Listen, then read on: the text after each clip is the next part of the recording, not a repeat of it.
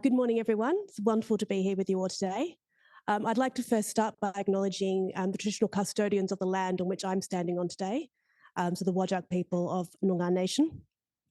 And as Emma mentioned, my presentation today is looking around the different ways that environmental sustainability has been embedded across health systems in other jurisdictions and how we can take some of those learnings and translate them back to an Australian context. So as Emma mentioned, towards the end of last year, I was really fortunate to be able to undertake a Churchill Fellowship. And the aim of the fellowship was to really understand what how different health systems are providing a healthy environment for healing, while also minimising their use of resources and their impact on the environment and climate. So in addition to practical examples of initiatives that have been implemented overseas, I was particularly interested in how health systems are taking that systems approach to sustainability and healthcare. So how do you shift the culture of a really busy and complex health system to also start considering the environmental impact of their activities? What are the sorts of incentives that you can put in place to help create that change? And what are the levers that we have available to us to help embed that change across the system? So I visited 5 countries in Europe. I met with about 35 stakeholders from a mix of policy and advocacy organisations, as well as national and regional ministries of health, and then some exemplar green hospitals and health services. And the focus of my talk today will relate to 3 countries where I spent the most time: the Netherlands, Sweden, and the UK. And first of all, I just wanted to say it would be impossible within the 12 minutes I've got available today to really do justice to the information that was shared with me. So I won't attempt to do that. But what I did want to talk about was one of the observations I made that really struck me quite early on, and that was around the similarity in the core principles that each of those countries was relying on to embed environmental sustainability in their healthcare system. And in some ways, that was a little bit surprising because, those countries all have their own unique set of circumstances. They have a different climate, they have different energy systems, the political context and the political parties are different, and not least they have different health systems. But I think it was really reassuring to see that core set of principles that was so similar across each country could translate then across a range of settings, including here in Australia. So I ended up summarising my findings into sort of 8 key themes or principles that I feel really contribute to a successful, sustainable healthcare system. So the first is that supportive government policy and community expectations can really help to drive action in the health system. The second was around leadership. So this really creates ambition within the organisation. It legitimizes sustainability as a healthcare priority, and it provides that authorising environment for action to occur. However, you still need that culture change to shift the organisation from seeing sustainability as a niche, sort of nice to have activity to something that's actually really central to our core function and purpose as healthcare providers. And so what successful health services had done was identified, that sustainability needs to be everyone's responsibility, and they then used that to embed it across decision-making throughout the organisation.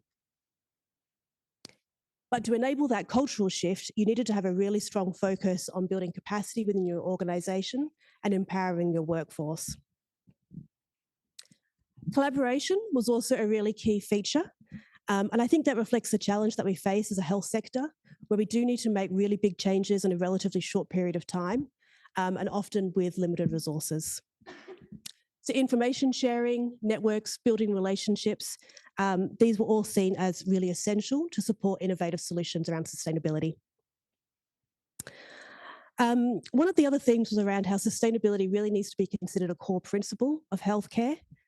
So energy efficient buildings and our fleets, that's all really important and needs to be done. But at the end of the day, this really is about how we deliver healthcare in a way that is more environmentally sustainable without compromising on patient safety and care. Another theme was around the acknowledgement that green design is healthy design. So some of the hospitals that I visited, the way they had approached the building and the construction and the design of that hospital really spoke, I guess, to that more holistic perspective. So they talked about it as healing architecture. So where nature is central to the design of the hospital or the building. And they recognize that those features are then associated with a lot of health code benefits. So improved patient outcomes, quicker recovery times, as well as being more environmentally sustainable. And the final theme was around the need for evidence, data, and research to support the decisions that the organisation needs to make with regards to sustainability. So it was probably during the implementation of those principles where I observed the most difference between the countries. And that probably boiled down to sort of three different approaches. One was a very top down approach, one was that sort of more bottom up approach, and then the third was a bit of a hybrid of both. And what approach countries took really did seem to kind of reflect some of the broader cultural and social norms of that country, but also where in the sustainability journey that they were at. So the first one was in Sweden. So they took a very much a top down approach to how they looked at sustainability and healthcare systems. Legislation and regulation were the two big key levers that they used. Most of their hospitals complied with the ISO accreditation 14001, which is the International Environmental Management Standard, and they undertook annual audits around that accreditation. And what they found was that that really helped them have an overarching structure of the work that each hospital and health service needed to do. And it ensured that each department and division within the hospital was contributing to the sustainability program. And it also ensured that they had consistency across their hospitals. It was interesting to note, though, that some of their hospitals have been doing this for almost 20 years, and they did sort of observe that the benefits from accreditation had sort of started to decline a little bit over time as the administrative burden sort of no longer was offset by those huge gains they had made in the first 10 to 15 years. Another example in Sweden was around the really detailed contracts they have around the development of new buildings, and that included hospital buildings. So they have very detailed contracts and certification systems that each new building has to comply with. And it was interesting to see that they didn't see that as a barrier, but rather an opportunity to create a really innovative product. So in Sweden, they took a lot of personal sort of national pride, I guess, in being an innovator.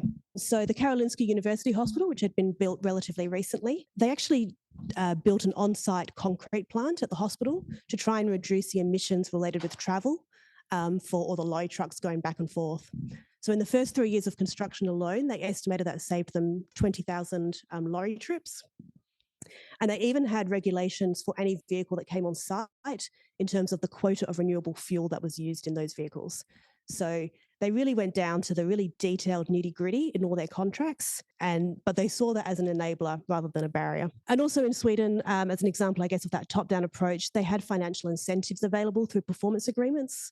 So the central region would have individual performance agreements with hospitals, and if they met certain sustainability-related targets or KPIs, they received extra funding. So then almost a complete opposite approach in the Netherlands. So they took very much a bottom-up approach, and they even had a saying for it, which was let 1,000 flowers bloom, which I really felt could have been let 1,000 tulips bloom, but missed opportunity. So the example there really is around their Green Deal on sustainable healthcare. This is an agreement that's facilitated by the central government. Anyone can sign up to the agreement. It doesn't just have to be hospitals and health services. It can be private industry, NGOs, research and academic institutions. But the idea behind it is to try and remove barriers in legislation, regulation, create new markets, provide information, and then support productive partnerships across stakeholders. So it's not mandatory to sign up to the agreement, and there's no funding attached to it. But the idea of the Netherlands is the more people who start to sign up to the agreement kind of creates that momentum and drive for change within itself. So for them, unless it's built from the ground up, it won't have the legs, I guess, to continue. And then the UK, so they kind of took a little bit of a hybrid approach, some elements of the top down, some elements of the bottom up. So there are central structures in place in the NHS, including sort of service level agreements with hospitals that can dictate things like that they must purchase renewable energy, for example. They have climate change legislation. They have their targets around emissions and sustainable procurement, and all NHS trusts have to have a green plan as well. But they do try and provide a little bit of flexibility to those trusts within the green plans in terms of what they prioritise, and they try and minimise the reporting burden as well. And I think the variation approaches shows the different levers that are available and how they can be more effective, I guess, in different environments, but also at different times. So, the Netherlands were relatively early still in their journey, their sustainability journey.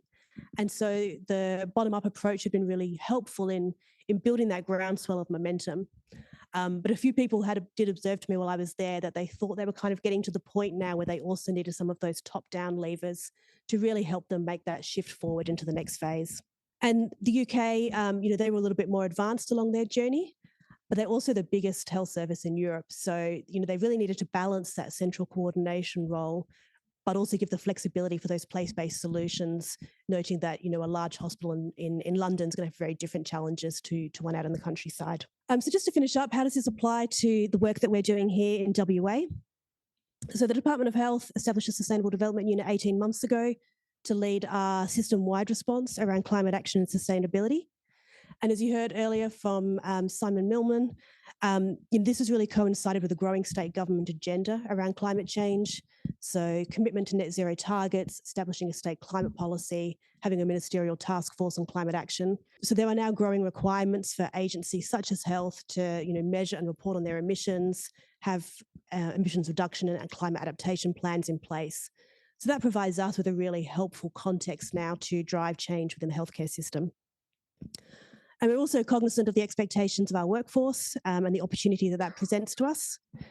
So a recent staff survey, and Russ mentioned this earlier, over 20,000 employees across WA Health showed really strong support that they wanted to work for an organisation that supports environmental sustainability and climate action. And that's consistent, with what I see every day and what I'm sure a lot of you see every day. And it represents a huge opportunity for us, because motivated staff, if we give them the right support, can have real tangible impacts. And an example of that was the reduction of desflurane across WA Health, a huge achievement, but couldn't have happened without those years of clinician-led engagement and advocacy. Just quickly, because I know my time is up, but to help shift the culture of our organisation, we have climate champion networks now across all our health service providers. We've invested in a sustainability and healthcare scholarship program to really upskill staff, build capability, and give them the tools to let this work happen. And we also recently published our first carbon footprint to really identify, I guess, where our emissions are coming from. And some of the hotspots were, energy and transport services. Not a huge surprise when you consider how big our state is. And so the next steps for us really are to finalise 2 key policy documents. Our first ever whole of health strategy on climate and sustainability that will articulate our vision, our commitments, and set those priorities to coordinate activity going forward. And also our health sector adaptation plan, which will identify our climate-related risks and how we plan to address those. And the aim of both of those documents, which I've been informed by extensive consultation, is to really embed climate health across the health system to ensure that we're well positioned to respond to the climate crisis. Thank you.